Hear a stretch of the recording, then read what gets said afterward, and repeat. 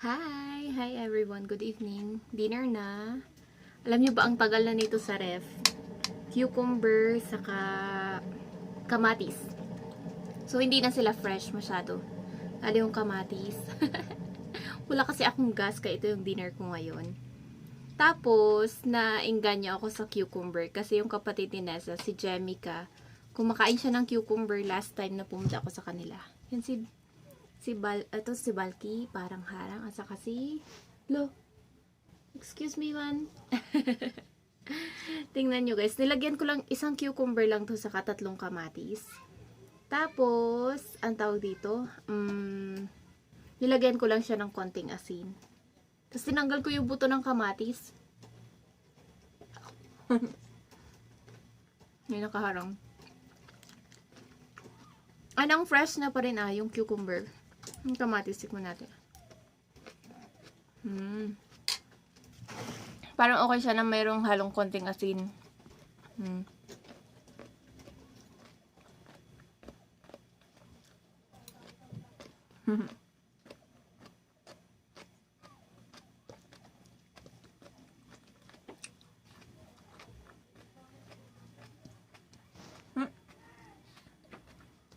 Hindi ka pwede nito.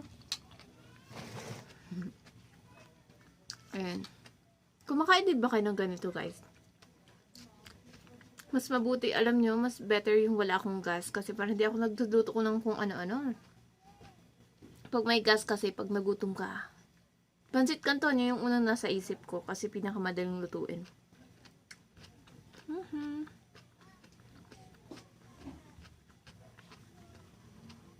Lalagyan ko sana ng suka. Kaso, baka sumakit yung tiyan ko. May exam bukas. Oh, by the way, exam na bukas, guys. Last week na.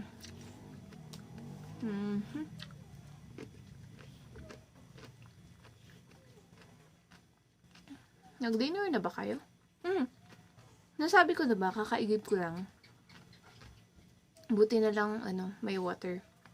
Kasi dati pag Sunday, kahit anong oras na, naghihintay ako hanggang 2 AM. Ganun, wala pa rin tubig.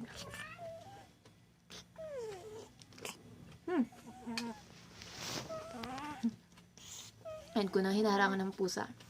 Bye-bye, guys.